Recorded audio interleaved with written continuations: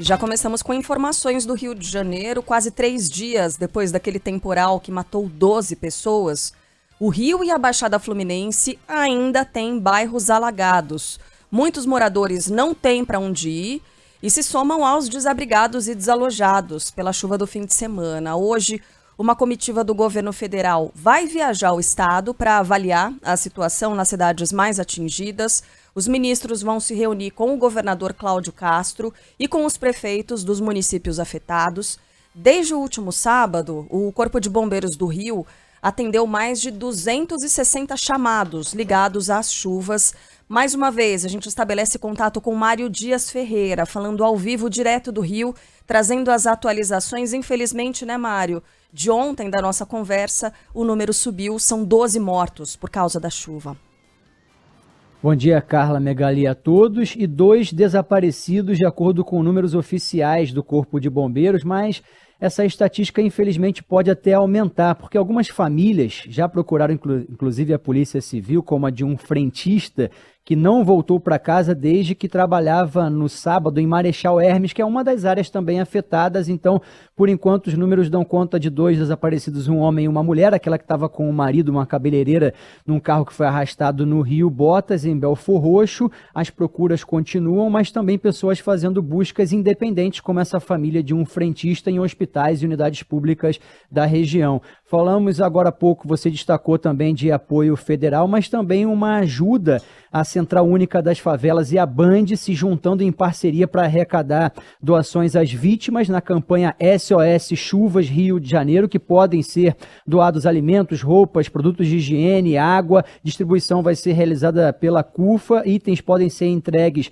na sede da entidade em Madureira, mas quem não tiver essa possibilidade, tem um Pix que tem a chave soschuvasrj@cufa.org.br. Vou repetir, soschuvasrj@cufa.org.br. Esse dinheiro vai ser todo revertido para a compra de itens a serem doados às pessoas que estão passando por dificuldades, principalmente na Zona Norte e Baixada Fluminense. O repórter Pedro Dobal tem as atualizações de mais um dia. A gente tem, principalmente na Baixada Fluminense, Duque de Caxias, muitas regiões ainda debaixo d'água e a população pedindo socorro. Dobal, bom dia. Bom dia, Mário, e a todos que nos acompanham. 2 dias, quase 3 dias depois do temporal, muitas famílias ainda tentando limpar as casas que foram invadidas pela água, principalmente na Baixada Fluminense, mas também em pontos da Zona Norte da capital. Em alguns bairros, a água só escoou durante a madrugada ou na noite de ontem. E tem ruas, especialmente em Duque de Caxias, na Baixada Fluminense, que seguem alagadas mesmo depois de quase 3 dias das chuvas fortes que atingiram a região no último fim de semana. Além da lama por algumas ruas, muitos móveis e eletrodomésticos se acumulam pela cidade. No bairro São Bento, em Duque de Caxias também, tinha gente com água dentro de casa até ontem à noite e depois de mais de 24 horas sem chover. Um dos moradores estava com a garagem tomada pela inundação. Tinha até uma moradora recém-operada que estava com medo de sair do quarto, com medo de desenvolver algum tipo de complicação por conta do contato com essa água suja. A gente tem a palavra desses moradores. Foi difícil a beça, né? Infelizmente, meu camarada, nessa hora não tem ninguém para dar uma olhada. Tive que levantar minha cozinha toda, porque deu água até acima do fogão ali. Nosso voto até agora está sendo em vão, porque ninguém veio aqui ver, entendeu? Eu tô com minha esposa aqui, ó, recém-operada. Eu tenho que tirar ponto, né? Eu fico com medo de pisar nessa água contaminada.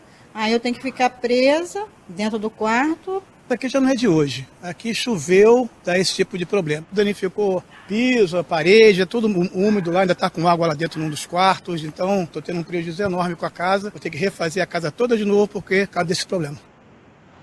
E o escoamento da água segue muito devagar, como eu disse. Ainda há bairros com ruas alagadas em Duque de Caxias.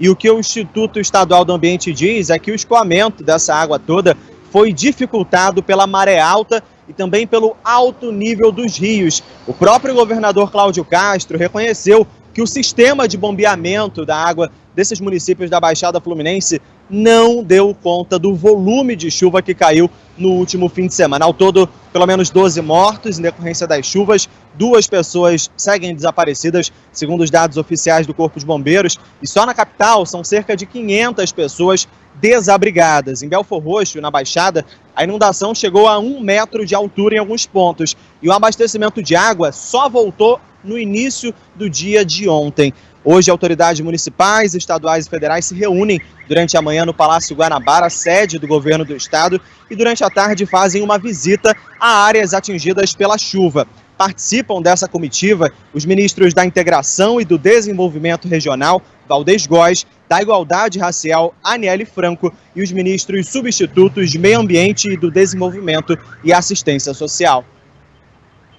O Dobal destacou que a água voltou, mas a concessionária Águas do Rio divulgou que ainda tem um prazo de 72 horas para normalizar em áreas mais castigadas, principalmente municípios da Baixada Fluminense, como Duque de Caxias, São João de Meriti, Nova Iguaçu, Mesquita, Nilópolis, Belfor Roxo e Queimados. Esses são alguns que podem demorar um pouco mais, algumas residências ainda não receberam a água completamente. Eu queria destacar também, rapidamente com vocês, porque ontem, em entrevista aqui na Band News FM Rio, o comandante-geral do Corpo de Bombeiros, secretário estadual de Defesa Civil, Leandro Monteiro, ao ser questionado por Rodolfo Schneider, Vinícius Donola e Agatha Meirelles aqui com relação à chuva, ele disse que não é que foi uma chuva que eles foram pegos de surpresa, mas destacou que 3 unidades, 3 quartéis do Corpo de Bombeiros ficaram alagados e ficou muito surpreso com a situação da Avenida Brasil, que ficou alagada no trecho de Irajá da Zona Norte durante toda a madrugada de sábado para domingo, só foi liberada por volta de 11 horas da manhã, e o prefeito Eduardo Paes, questionado se a obra que está sendo realizada na principal via expressa do Rio de Janeiro teria contribuído, ele descartou essa possibilidade, mas claro que foi uma chuva muito forte, não tão atípica assim no Rio de Janeiro, mas causou um baita de um transtorno em mobilidade. BR-040 ainda tem um pouco de água acumulada na rodovia que liga o Rio a Minas Gerais, mas a pista reversível que foi montada por lá já foi desmobilizada, os carros já estão passando em Duque de Caxias. O sol chegou aqui no Rio de Janeiro, hoje máxima de 39, sem previsão de chuva aqui na capital, ainda tem possibilidade em pancadas isoladas, mas realmente com esse tempo agora ajudando, a expectativa que melhore a situação, principalmente na área da Baixada Fluminense, em Caxias, onde ainda há pontos alagados. Obrigada, Mário. O Mário citou aqui a possibilidade de se fazer doações, né, para essas pessoas. Vou pedir pro Mário ficar na linha, tá? Fica na linha, Mário. Pra ele ainda. Isso. E aí eu queria reforçar aqui as informações para fazer essas doações, porque a Band apoia a CUFA, a Central Única das Favelas, para ajudar justamente essas famílias do Rio.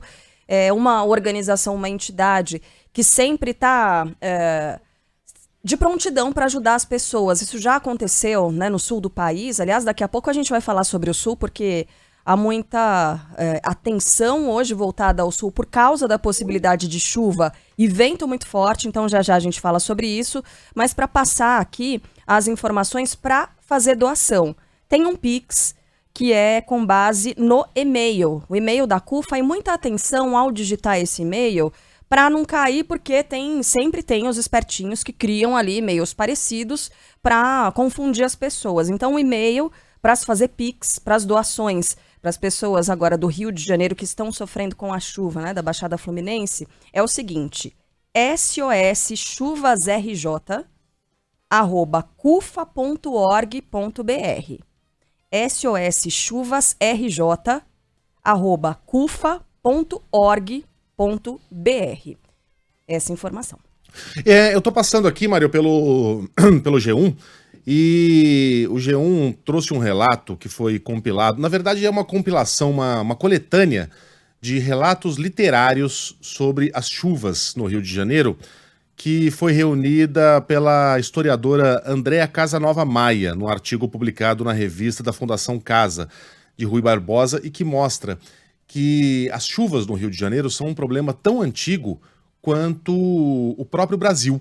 Talvez seja o problema mais antigo do Brasil, porque 10 anos depois da fundação da cidade de São Sebastião do Rio de Janeiro, que mais tarde seria apenas o Rio de Janeiro, em 1575, o padre José de Anchieta escreveu uma carta para um outro jesuíta contando sobre o quanto ele estava impressionado com a força das chuvas em terras cariocas. Choveu tanto que se encheu e rebentaram as fontes. Esse caso foi alvo, inclusive, de um inquérito determinado por Dom João VI, tá? Estamos falando aqui de livros de história. Machado de Assis já também escreveu sobre as chuvas no Rio de Janeiro no fim do século XIX. Não esperes ouvir de mim, senão que foi e vai querendo ser o maior de todos os dilúvios. Enfim, a literatura é vasta.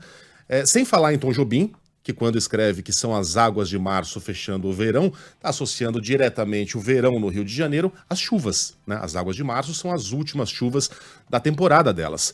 Então todo mundo sabe o que vai acontecer. E o governador estava de férias, estava passando as férias na Disney, no mês que talvez seja o mais importante, o mais delicado e o que merece maior atenção na cidade do Rio de Janeiro e no estado do Rio de Janeiro. Teve que voltar às pressas. Como é que isso repercutiu por aí, Mário? Muita gente, obviamente, questionando essa situação do governador não estar presente num momento desse, mas o Cláudio Castro, inclusive ontem, durante todo o dia, se reuniu com a equipe. Hoje vai ter mais um encontro, inclusive, com representantes do governo federal. Disse que estava coordenando, junto com o governador em exercício, ligando para as prefeituras, conversou com Eduardo Paes, com prefeitos de Niterói e São Gonçalo, de municípios da Baixada Fluminense, prestando todo o apoio, em contato direto com o Corpo de Bombeiros, mas fisicamente ele chegou ontem antecipando o fim das férias, já que ele estava nos Estados Unidos com a família. Claro que houve uma repercussão das pessoas assim, questionando como assim, num momento desse, ele está fora do Rio de Janeiro, mas o próprio Castro disse que em todo momento, não presencialmente, mas estava em contato com os prefeitos e com as equipes, tomando todas as medidas aqui no Rio de Janeiro. Valeu, Mário. Até já. Bom, a gente segue falando de chuvas, porque no Rio Grande do Sul há alerta de tempestades e ventos fortes para os próximos dias. Quem tem os detalhes é Fabrini Bartz. Apesar do sol e do tempo aberto, há um alerta da Defesa Civil Gaúcha para chuvas intensas para a campanha, o sul, o sudeste, o centro, a região metropolitana aqui de Porto Alegre e também o litoral. Nessas regiões pode ocorrer temporais isolados, acompanhados de descargas elétricas, eventual queda de granizo e no sul os ventos podem passar dos 90 km por hora. Os acumulados ficam em torno dos 60 milímetros e podem chegar aos 75 milímetros ao longo do dia na campanha e no sul. A tendência, no entanto, é que as tempestades se intensifiquem na quarta-feira. A tempestade também pode atingir Santa Catarina, segundo o Instituto Nacional de Meteorologia. Às 7h16, a gente aciona, então, a Stephanie Toso, jornalista da Climatempo, que vai trazer as informações da previsão para o nosso país para essa terça-feira. A gente ouviu o Mário Dias Ferreira falando do Rio de Janeiro, Stephanie. Hoje, portanto, sem previsão de chuva para o Rio, mais para o Rio Grande do Sul, aí a coisa é diferente, certo? Bom dia. Bom dia, Carla. Bom dia para o Megali e para todos. Bom, essa condição se mantém para hoje, sim. A gente tem a diminuição dessas instabilidades, pelo menos mais pesadas aqui do Sudeste. Então, o Rio fica numa situação muito tranquila, apesar da gente ainda ter um pouquinho de umidade que provoca chuva hoje para a região serrana do Rio, mas sem aquele indicativo para temporal, para acumulados bem expressivos. A gente tem destaque mesmo para o calor. Agora tem virada mais significativa de novo e que preocupa muito para o sul do país. A gente já tem uma instabilidade, inclusive, bem pesada se aproximando da Argentina para o extremo sul gaúcho, e aí a tendência é que esse dia que começou com sol já volte a ficar mais nublado nessas próximas horas. A gente tem risco para chuva muito forte e para ventania também, situação que preocupa agora pro litoral do Rio Grande do Sul, porque tem previsão daquelas rajadas que podem passar de 90 km por hora, ainda com esse alerta mais significativo para a tarde de hoje, porque daí a chuva se intensifica, tem risco para granizo, a atmosfera ainda segue muito quente. Hoje Porto Alegre ainda pode ter temperatura chegando a 35 graus, mas aí tem essa tensão, porque o dia vai terminando com temporal e com acumulados que podem ser altos, inclusive na madrugada da quarta-feira, viu, Carla? Ô, Stephanie, pode ser que haja um novo ciclone, porque a gente registrou algumas vezes aqui em alguns estados do sul, né? Rio Grande do Sul, em Santa Catarina também, aquele ciclone extratropical pode se formar mais uma vez? Não, ciclone não. A gente tem essa condição, dessa vez, da chuva causada por frente fria. E aí tem uma baixa pressão que ela está se formando entre o Paraguai e a Argentina e é responsável por combinar toda essa umidade. Então essa frente fria, ela vai se formando ainda ao longo do dia, essa baixa pressão vai trazendo mais umidade e aí esse contraste térmico com a atmosfera quente é o que provoca dessa vez essas nuvens muito carregadas. Tanto que é uma chuva que atinge mais Rio Grande do Sul e Santa Catarina. Para o Paraná não chega. Então é uma instabilidade que para o Paraná é ainda mais associada a calor e alta umidade. A gente tem essas outras regiões afetadas de novo, mas são condições meteorológicas bem diferentes. Ô, Stephanie, a gente, enfim, verão é época de chuva, né? Não é novidade para ninguém. Agora, não faz muito pouco tempo, a gente tinha alguns momentos de trégua, né? Não temos mais. Tinha. Desde que começou o verão, é todo dia, a gente falando não de chuva, mas de alagamento, de gente arrastada, de carros empilhados, de mortes, desabrigados, falta de luz, enfim, uma tragédia brasileira que se potencializou nos últimos anos. E vai se confirmando o desenho de 2024 como um ano muito quente e muito chuvoso, né, e muito tenso, né, Stephanie? Vai sim, ó, a gente tem até uma perspectiva de melhora para aquelas janelas com o tempo seco mesmo, só para os últimos momentos de janeiro e começo de fevereiro, mas por enquanto tem essa atenção ainda voltada para esse excesso de umidade. E mesmo assim, a tendência é que fevereiro seja um mês novamente com pancadas mais regulares. E aí pega outras regiões aqui do Brasil. A gente tem enfrentado essa chuva mais intensa para o sul, para fevereiro tem essa diminuição nesse volume de chuva, mas aí a chuva que aumenta para o centro-oeste, para algumas áreas da região norte, que inclusive é uma região que vinha sofrendo com falta de chuva. A gente tem até entrada de um pouquinho mais de instabilidade, mas aqui para o sudeste a gente vai seguir ao longo dos próximos dias com muita atenção para essas pancadas associadas a calor e umidade. A gente até não tem grandes sistemas atuando pela região sudeste, mas é uma chuva que quando cai com motivo para preocupação ainda. Só que é um cenário bem diferente para algumas regiões do interior de Minas, do Espírito Santo, porque são dois estados que precisam até receber chuva mais significativa. E tem sido um começo de verão com tempo muito seco para essas áreas. Bom, a Stephanie volta um pouquinho mais tarde, conversando com os ouvintes aqui de São Paulo, né? Por volta ali de 10 para as 8 da manhã. Stephanie, um beijo para você, até mais. Um beijo, até. Trocando de assunto, em Brasília, o Congresso tenta articular uma alternativa à medida provisória que reonera a folha de pagamento. A MP enviada pelo governo aumenta gradativamente os impostos dos 17 setores que mais empregaram até 2028, ou que mais empregam até 2028, e enfrenta resistência de parlamentares e empresários. Ontem, o assunto foi tema de reunião entre Fernando Haddad e o presidente do Senado, Rodrigo Pacheco. Ambos se encontraram em Brasília para debater a questão ao lado do líder do governo na casa, senador Jacques Wagner. Segundo o parlamentar do PT, a devolução da MP, como querem os parlamentares, está fora de cogitação.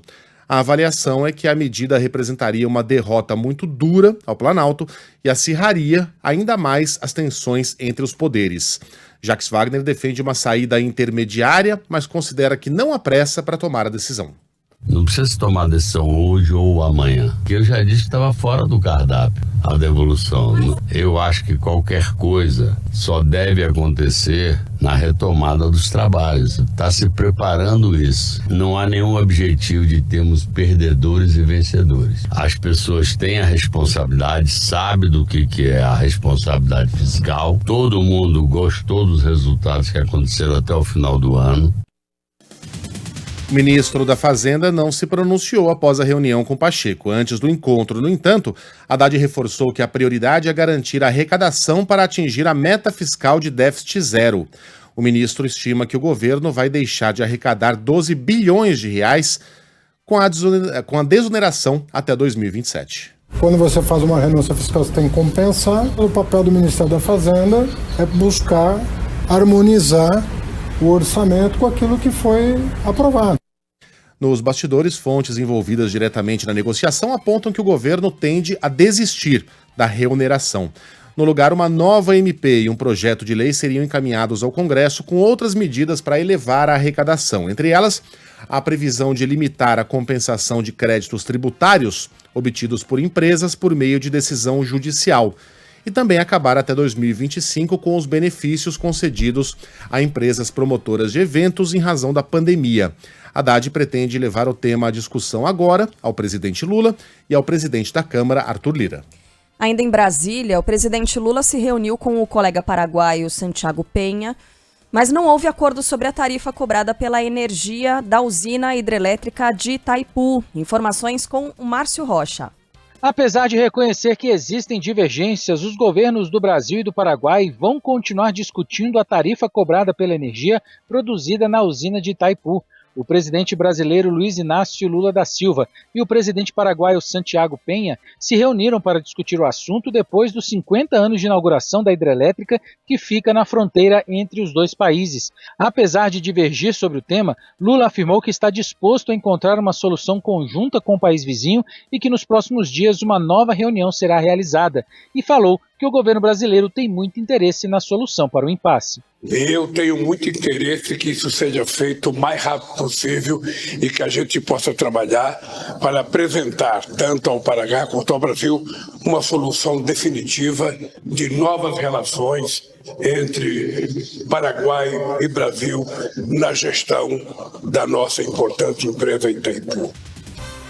Bom, o senador Sérgio Moro reage após a abertura de inquérito para apurar supostas fraudes cometidas por ele e por procuradores em um acordo de delação premiada. A investigação foi autorizada pelo ministro do STF, Dias Toffoli, e envolve o ex-deputado e empresário Antônio Celso Garcia, conhecido como Tony Garcia. Quem tem mais informações é Ângelo Sfayer. Quais são as possíveis consequências desse inquérito, Ângelo? Bom dia para você. Muito bom dia a você e a todos. É um processo que tramita em sigilo, mas que vai investigar supostas irregularidades na colaboração premiada de Tony Garcia, firmada ainda em 2004, portanto, há 2 décadas, ainda no escândalo do Banestado. O senador Sérgio Moro, do União Brasil, disse que não teme nenhuma investigação, mas lamentou a abertura deste inquérito, reclamando sobre essa distância temporal, né? Lamentou a abertura de um inquérito sobre fatos de quase 20 anos. Ele que voltou a negar qualquer irregularidade no processo de negociação e execução da delação premiada do ex-deputado estadual do Paraná, Tony Garcia. O empresário paranaense alega ter sido usado por Moro como um grampo ambulante, nas próprias palavras dele, para obter provas contra membros do Poder Judiciário e do Tribunal de Contas com foro privilegiado. Garcia foi preso em 2004 pela Polícia Federal acusado de gestão fraudulenta do Consórcio Nacional Garibaldi, empresa que faliu e foi liquidada pelo Banco Central em 94, deixando cerca de 4 mil consorciados no prejuízo. No fim daquele ano, no âmbito do escândalo do Banestado, Tony Garcia concordou em fazer uma delação premiada com os procuradores da Força Tarefa. Os processos tramitavam junto à 2ª Vara Federal de Curitiba, que atualmente é a 13ª Vara, e era justamente a vara em que atuava o ex-juiz Sérgio Moro. E apesar desses problemas com a justiça e também desses problemas, desses escândalos financeiros, Tony Garcia era um empresário com trânsito na política paranaense, na alta casta do empresariado, e tinha um trânsito também com juízes, desembargadores, conselheiros de tribunais de conta, e nesse contexto ele dizia ser usado como um colaborador da justiça justamente para forjar provas contra essas pessoas, denúncias que ele apresentou em 2021 à própria Justiça Federal, à época para a juíza Gabriela Hart, que atuou por um período como substituta de Sérgio Moro na 13ª Vara Federal de Curitiba. Esses assuntos foram arquivados e depois relembrados pelo juiz Eduardo Apio, que por um tempo também atuou na 13ª Vara Federal de Curitiba e enviou toda essa documentação para o Supremo Tribunal Federal. A abertura do inquérito foi determinada pelo ministro Dias Toffoli do STF, a pedido da Procuradoria-Geral da República. Em nota, a defesa de Moro disse que não teve acesso aos autos do processo. E ao declarar ou ao determinar a abertura desse inquérito, isso no finalzinho do ano passado, o ministro Dias Toffoli também manteve todos esses autos em sigilo, portanto não se sabe exatamente quais são os tópicos que a Polícia Federal está investigando nesse processo, embora conheça-se essas versões apresentadas por Tony Garcia e também rebatidas pelo senador Sérgio Moro. Valeu, Ângelo. É cada figurinha, né? Parece personagem de filme mesmo. Sim. Bem, e o ex-presidente Jair Bolsonaro demonstra irritação com o presidente nacional do PL, Valdemar Costa Neto. O motivo foi uma série de declarações dadas pelo líder do partido em que fez elogios ao atual presidente Lula. Em conversa com apoiadores em Angra dos Reis, no último fim de semana, Jair Bolsonaro disse que o PL tem problemas e chegou a questionar por que o presidente da República não sai para tomar uma pinga. Tudo na vida puxa um pouquinho para a vida familiar de cada um de nós, né? Problemas tem. Essa semana tem um problema sério, não vou falar com quem. Não, se continuar assim, você vai implodir o partido. Pessoas do partido dando declaração absurda. Como o Lula é extremamente popular. Tá, manda ele tomar um 51 ali na esquina ali. Não vem. Ah, não foi ele mandou tomar uma pinga. Ele quis dizer que Lula não é tão popular assim, como disse essa pessoa aí, que eu não vou falar quem é, que é o presidente do partido, gente. Uns e outros. Megali. Bom, deixa eu seguir aqui com a manchete e depois a gente fala, né? Sim. As declarações foram feitas por Valdemar Costa Neto em entrevista ao jornal O Diário, no interior de São Paulo. Na conversa, o presidente do PL faz comparações entre Jair Bolsonaro e Lula. Quem é mais difícil no trato, Lula ou... 1000 vezes o Bolsonaro. É? Porque o Bolsonaro não é uma pessoa igual a nós. O Zé Alencar não era. Não, o Lula ou o Bolsonaro? O Lula não tem comparação. O Lula não. O Lula é um camarada do povo. O Lula é completamente diferente. O Lula é completamente diferente do Bolsonaro. Completamente diferente. E é um fenômeno também, porque chegar onde ele chegou.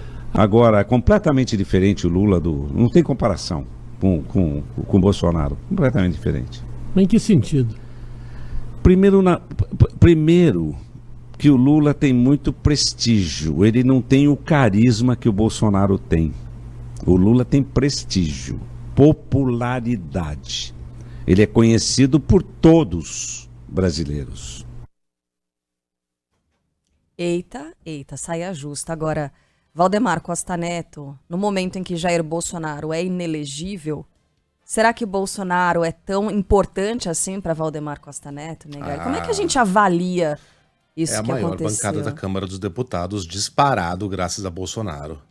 Se Bolsonaro sai, ele leva 2/3 daquela gente embora. É que vai sair para onde, né? Ele não tem um partido. Quando tentou fazê-lo, fracassou, conseguiu pouquíssimas assinaturas. Essa fala do Valdemar é recorrente, essa de que Bolsonaro é diferente de nós. Eu não sei porque o Bolsonaro ficou irritado agora sobre a popularidade de Lula. Não é a primeira vez que ele fala isso. E não é mentira. E ele foi provocado a dizê-lo. Foi. Ele tentou escorregar algumas vezes, né? Ele foi perguntado e respondeu. É um camarada que ainda foi generoso com o ex-presidente, hein? Disse que não tem o mesmo carisma de Bolsonaro. Eu acho que tem, sim. Os dois são muito carismáticos para os seus seguidores. Tanto é que o Lula foi chamado de encantador de serpentes, né, pelo Ciro. Ele tem um poder, ele tem os seus seguidores ali, o seu eleitorado nas mãos. Hipnotiza as como pessoas. Como Bolsonaro. Né? Como Bolsonaro, né? Também é um líder de massas. Agora, é mentira o que foi dito aí? O presidente Lula ganhou 3 eleições. Foi a única pessoa a fazê-lo na história do Brasil. É o único presidente 3 vezes em tempos democráticos. Elegeu uma sucessora. Elegeu uma sucessora 2 vezes. Né? Então ele tem o seu carisma, ele tem a sua popularidade, ele é uma figura conhecida em todo o mundo, não tem... isso é uma constatação, isso não é um elogio. Né? É que Bolsonaro também, ele não aceita uma palavra positiva falada em direção ao outro lado. Ele não faz política com base na conciliação, com base em nenhum tipo de conversa. A plataforma de Bolsonaro é sempre a da destruição. A gente vai acabar com isso, a gente vai terminar com isso, a gente vai implodir isso, a gente vai fuzilar isso. É a destruição, nunca a construção de pontes. Esse tipo de declaração não cai bem no colo do ex-presidente. Né? Enfim, se vai romper com o Valdemar, não me parece um bom negócio para nenhum dos dois. Valdemar da Costa Neto foi lá e usou o coringa da descontextualização. Descontextualização que não houve, né? A gente viu aí a pergunta sendo feita e ela sendo respondida. Estão me atacando usando uma fala minha sobre Lula que está fora de contexto. Não está. A estes, deixo um recado. Quem não tem lealdade e fidelidade tem vida curta na política. Sou leal a Bolsonaro. e fiel a meus princípios. Quem me conhece sabe que minha palavra não faz curva. E acrescentou: o que falei de Lula, eu falei porque é verdade. Se eu não falar a verdade, perco a credibilidade.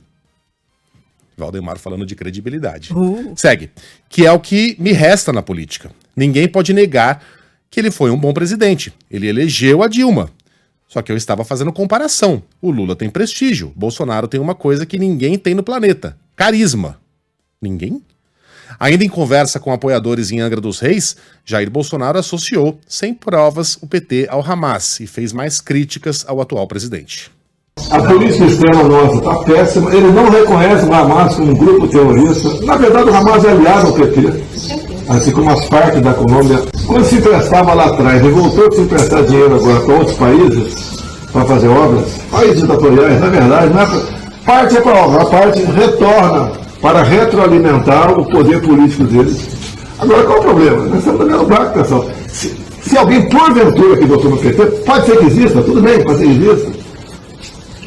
Não dá para comparar, pode ser um cara horrível, mas o outro cara é péssimo.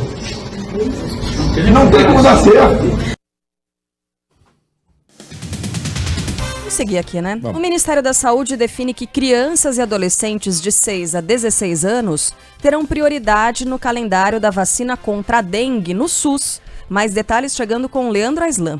Técnicos do Ministério da Saúde se reuniram nesta segunda-feira para discutir as estratégias e incorporação da vacinação contra a dengue no Brasil. A única decisão até agora é que terão preferência na vacinação crianças e adolescentes entre 6 e 16 anos, segundo o diretor do Programa Nacional de Imunizações, Éder Gatti. Então não tem como dar uma resposta definitiva de como que vai ser a estratégia de forma detalhada, porque a gente precisa fechar com estados e municípios, pois o Ministério da Saúde, ele compra as vacinas, ele adquire as vacinas, ele trabalha toda a logística de distribuição para todo o território nacional, mas a execução da política também conta muito com a participação dos estados e municípios. A vacina foi incorporada ao SUS em dezembro de 2023.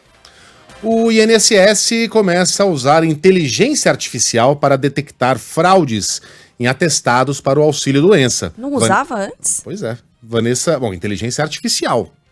Vamos ver como é que é isso. Vanessa Fontanelli. A inteligência artificial é a nova aposta do INSS na tentativa de melhorar a capacidade de checagem de dados e evitar fraudes contra o sistema. Entre as funções delegadas aos robôs está o cruzamento de informações para verificar a idoneidade de atestados médicos, por exemplo. Dessa forma, o Instituto Nacional do Seguro Social pretende reduzir o acesso indevido a benefícios, como o auxílio-doença. Segundo o órgão, a nova ferramenta antifraudes começa a operar plenamente até o final de janeiro. Acredita que eu chamei a Vanessa Fontanella certinho pelo nome dela, Vanessa Fontanella, e todo mundo aqui na redação ouviu errado? É. Vanessa Fontanelli? Não, acontece. Mas o que eu disse, claramente, acho que apesar desse delírio coletivo, é Vanessa Fontanella. Obrigado, Vanessa. O pessoal da redação tem que ficar mais atento. Tem, lamentável. Em São Paulo, um site que vende atestados é denunciado pelo Conselho Regional de Medicina. Fala, Thiago Muniz. O CREMESP está judicializando esse caso contra um site que a gente não vai dizer o nome aqui, né? Mas que já opera há algum tempo com uma versão brasileira e que há alguns anos está disponível na Alemanha. Essa plataforma, ela oferece a emissão de atestados médicos ao preço de R$ 29. A ideia é que, pelo menos como esse site se coloca internacionalmente, é que as pessoas possam colocar as informações, submetê-las a um médico online, e aí, isso voltado para doenças consideradas mais leves, como uma gripe, como uma febre, doenças que não requerem um tratamento médico intensivo, mas que a pessoa ela fica afastada por um determinado tempo. Isso é a intenção, pelo menos assim como esse site se apresenta internacionalmente. No entanto, o Conselho Regional de Medicina de São Paulo, o CREMESP, chama a atenção para o fato de que essa empresa, fornecendo esses atestados, não tem representação no território nacional, o que afronta diretamente uma lei que, entre outros pontos, diz que só médicos poderão exercer o trabalho no país com o prévio registro no Ministério da Educação e Cultura e a inscrição no CRM de cada estado. Então, Para o CREMESP, isso significa que, além de serem oferecidos atestados médicos sem consulta médica, as publicações, segundo o órgão, trazem informações falsas e contrariam a legislação brasileira. O CREMESP finaliza dizendo que, como não há notícia de que existem médicos registrados no Conselho que prestam serviços à empresa, a entidade então direcionou a denúncia aos órgãos competentes para que eles tentem coibir a prática. O CREMESP afirma que já enviou, no ano passado, material para o Ministério Público Federal, para o Ministério Público Estadual, à Polícia Civil, se colocou à disposição das entidades sobre o caso e agora reitera essa solicitação para que esse site seja retirado do ar ou tenha os serviços suspensos em território brasileiro. Valeu, Thiago. No Rio de Janeiro, a polícia abre inquérito para investigar o caso do lutador que morreu depois de entrar em uma favela para recuperar uma moto furtada. O corpo de Diego Braga Alves foi encontrado no Morro do Banco, na Zona Oeste. E a suspeita é que ele tenha sido confundido por traficantes com um miliciano, João Boeri. A Polícia Civil tenta identificar o autor da morte de um lutador que foi encontrado no Morro do Banco, no Itanhangá, na zona oeste do Rio. O corpo de Diego Braga Alves, de 44 anos, foi localizado nesta segunda-feira. A vítima estava desaparecida desde a madrugada do mesmo dia, quando foi tentar recuperar a moto furtada em casa na comunidade da Muzema, na mesma região. O Disque Denúncia pediu informações sobre os envolvidos na morte do lutador. Uma das linhas de investigação é de que Diego teria sido confundido com um miliciano por criminosos da região. Em Minas Gerais, a Polícia Civil conclui o inquérito que investigava aquela morte do policial militar assassinado por um bandido beneficiado pela saída temporária de fim de ano. Tayane Ribeiro. O homem que matou um sargento da Polícia Militar em Belo Horizonte é indiciado por homicídio quadruplamente qualificado, por motivo torpe, motivo fútil, dissimulação e pelo fato das vítimas serem agentes de segurança pública. A conclusão do inquérito foi apresentada pela Polícia Civil nesta terça-feira. O Elbert de Souza Fagundes, de 25 anos, cumpria pena em regime semiaberto e não tinha retornado ao sistema prisional após uma saidinha de Natal. Segundo a Polícia Civil, ele confessou que atirou no policial porque não queria voltar à prisão. O comparsa dele, Giovanni Faria de Carvalho, também foi indiciado por tentativa de homicídio triplamente qualificado contra policiais e contra um motociclista que foi atingido na tentativa de fuga. O caso ocorreu no último dia 5. O sargento Roger Dias foi baleado a queima-roupa enquanto perseguia os homens em uma ocorrência de roubo a carro. Ainda em Minas Gerais, 5 pessoas seguem internadas depois de participarem de uma confraternização no último sábado. O caso aconteceu na cidade de Patrocínio e uma pessoa morreu por intoxicação alimentar. Luciana Viana. As amostras de bebidas e comidas servidas durante uma festa que resultou em uma morte e 6 internações por intoxicação alimentar em Patrocínio, cidade mineira, no Alto Paranaíba, vão ser analisadas pela FUNED, um laboratório de referência no estado. A Polícia Civil também esteve no local para os trabalhos de perícia e investiga o caso. Os participantes, organizadores e funcionários do evento estão sendo ouvidos pela instituição. A festa aconteceu na última sexta-feira e as informações iniciais apontam que as comidas e bebidas foram levadas pelos participantes. Era um churrasco da empresa, tinha um churrasqueiro, né, fazendo, cuidando dos espetinhos ali da carne, e aí muita gente começou a passar mal, né, durante a madrugada. Uma pessoa morreu de intoxicação alimentar.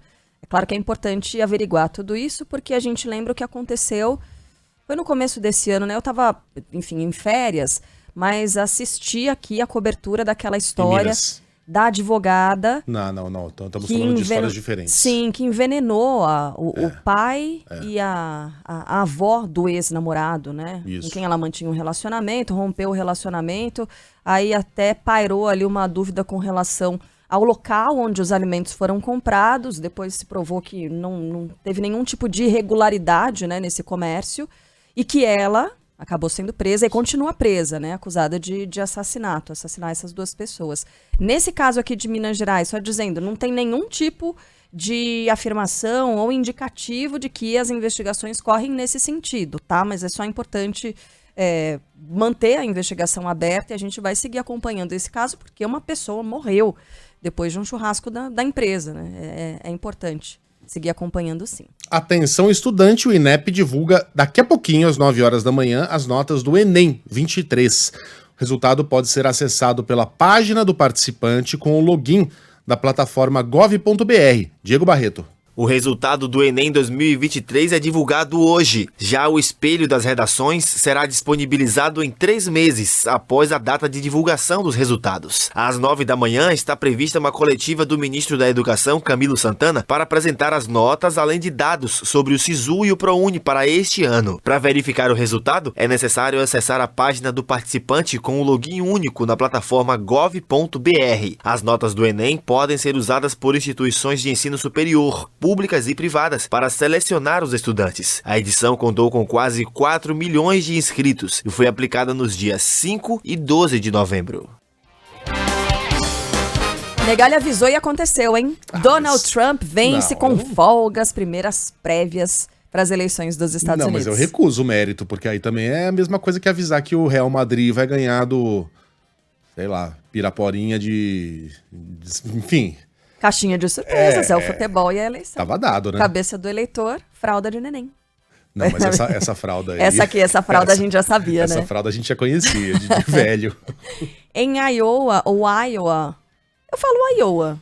É Iowa. É? É. Eu lembro da Punk, Levada da Breca. Eu moro em Iowa. Iowa. Enfim. Você fala Missouri ou Missouri? Tá. Enfim, pode falar. Connecticut. Fique à vontade, Carinha. Tá. Em Iowa, o republicano obteve 51% dos votos, ou 20 delegados, e agora se prepara para as primárias de New Hampshire. Mais informações com Arthur Coelho.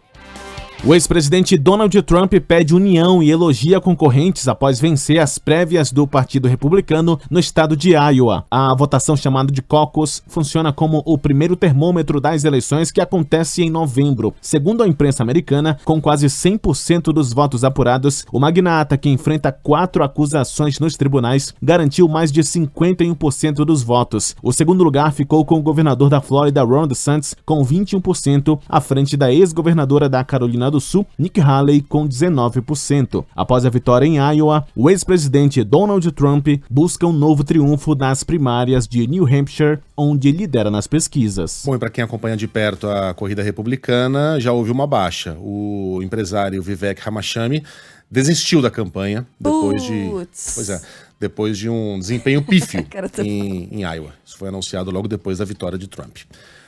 E ontem à noite, a série Succession, The Bear e Treta foram as grandes vencedoras do Emmy 2023, prêmio entregue em Los Angeles. Succession passou a vassoura, venceu em 6 categorias. Série de drama, melhor ator para Kieran Culkin. Cara, como esse cara é talentoso, né? Muito! E eu assisti e falava assim, será que é o Macaulay Culkin? Será que não? É o irmão dele. São 3 irmãos, né? É. Pelo menos, até onde eu sei, são 3. São 3 que são atores. Como é que chama mesmo o personagem? Esqueci. O personagem é o Roman. Nossa, Roman. Como ele é bom, né? É, ele é muito bom. Impressionante. Hoje é o Macaulay, que é o irmão do Kieran. É. E atriz para Sarah Snook, que também fazia o papel da Siobhan, né? Siobhan, né? Aham. The Bear ganhou 6 estatuetas, mas na categoria comédia, melhor série do gênero. E Treta, que é muito bacana, tá? Já recomendei aqui, tá no Netflix. Veio logo atrás com 5 prêmios como o de melhor minissérie. Sabe que assisti Succession por sua causa, né? Eu sei. O Megali chegou fazendo mal propaganda. Eu não assisti o último capítulo. Por que não? Porque tô com dó. Você tá aguardando? Tô. Que nem uma criança Sabe? guarda um saco de batatinha? Até ficar mofado no fim do armário. Assiste logo. Tá bom. Quero comentar. E essa musiquinha agora, sempre que eu tô em alguma situação que eu vejo, sabe, assim, gente, que é uma pessoa manda-chuva, alguém que tá passando, não vou citar nomes, tá? Tá. Assistam, cara, é muito bom. Pra quem não sabe, é um empresário, a história de um empresário do setor. Tá na HBO, tá? Antes de mais nada. HBO. HBO. HBO. Eu sou meio caetano. Tô brincando, Iowa. É um empresário do setor de comunicação, um magnata mesmo, né? Que, enfim, detém tudo quanto é tipo de negócio, detém o poder da narrativa nos Estados Unidos. Ele tá começando a sentir o peso da idade. E a série, que tem 4 temporadas, né, Carla? 4 ou 5? 4. Ela trata disso, né? Da briga pela sucessão. Daí o nome, Succession. Quem é que vai ficar no lugar do cara? Assistam porque tá entre os melhores seriados já feitos na história. Tá ali no nível de Breaking Bad, House of Cards, Tanto é que, por exemplo, aquela Better Call Saul, que é um spin-off, né? Uma derivada do Breaking Bad, que também é considerada uma tremenda de uma série, tá chegando ao seu fim sem ter ganhado nunca um prêmio Emmy, porque deu azar. É uma espécie de Cristiano Ronaldo, né? Deu azar de ser contemporânea, Succession. E aí fica até sem graça.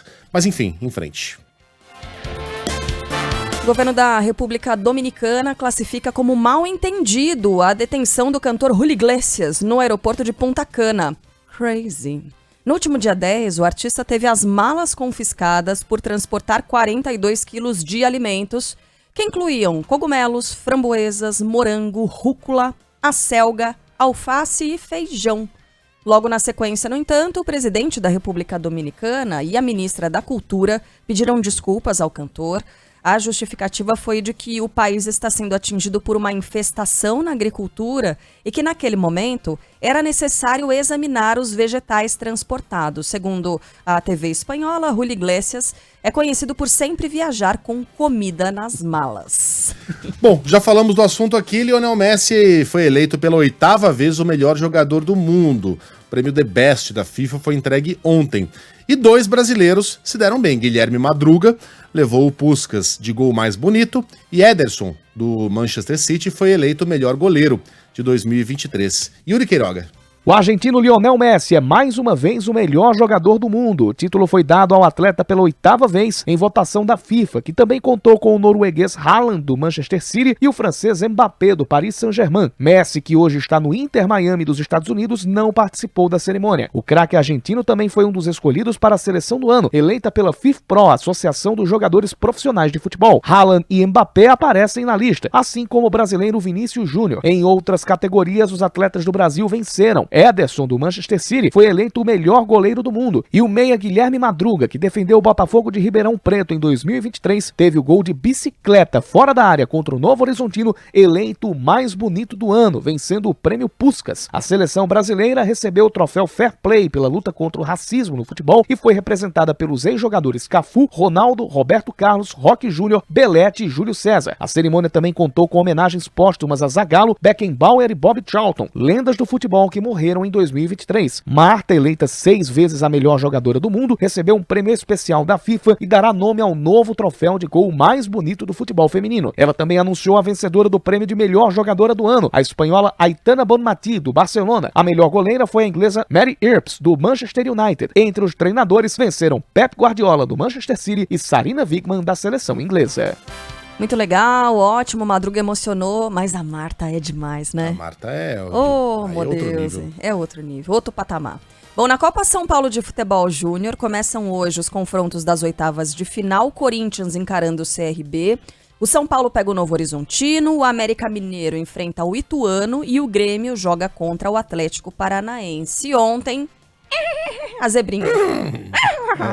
Cara, o que zebraça, né? Zebraça. Eu caí da zebra, Caiu no caso. da zebra. Porque eu tava apostando aqui no Palmeiras tricampeão. Mas sabe do que mais também, Carla? Rapidinho. Copinha não serve pra você ganhar. É legal ganhar, óbvio que é legal ganhar. A Copinha serve pra você mostrar ao mundo a sua nova geração, né, os craques do futuro, e observar para ver se os meninos estão prontos para eventualmente encararem um profissional. E eu acho que nesse ponto aí, missão cumprida no Palmeiras, né? O Palmeiras tem uma geração mágica, perdeu para o time que a gente nunca tinha ouvido falar. Sim, o time que acabou de ser criado, sim. Time de Itaquá. Sim, foi uma zebra. Zebras acontecem no futebol. Mas nesse aspecto aí de analisar as próximas gerações, missão cumprida. Palmeiras tem um manancial de craques para os próximos anos. Repetindo aqui, hein? Aster 1, Palmeiras 0, Palmeiras eliminado. E agora a equipe de Itaquaquecetuba, vai encarar o Atlético Guaratinguetá, ou Guaratinguetá para os locais, que despachou o Taubaté. Demais jogos serão entre Ibrachina e Coritiba, Santos e Cruzeiro, Flamengo e Botafogo de Ribeirão Preto. 7h52.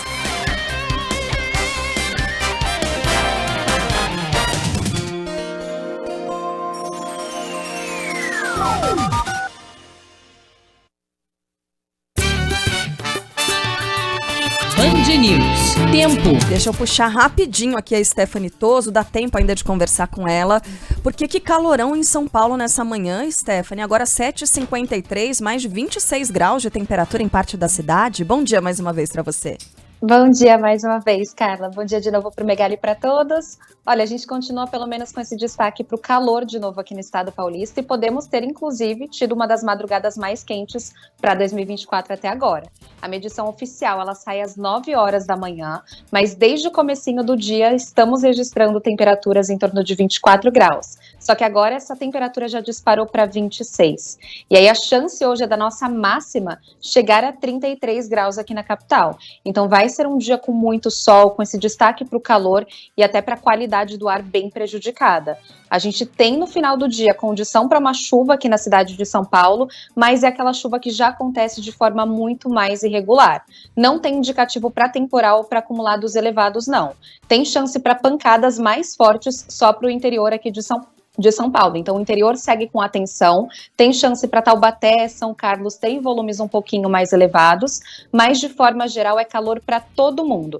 Então para o interior de São Paulo, hoje temperaturas que podem bater 35 graus e até mesmo para o litoral calor de 34. Uau, ô Stephanie, a gente tem que te liberar agora já? Acho que dá tempo, tá. Acho que dá tempo. Porque tem ouvinte perguntando do carnaval. Mas já falta um mês quase ainda, né, pro carnaval. O carnaval vai ser cedo, 9 de fevereiro, né, a terça-feira de carnaval.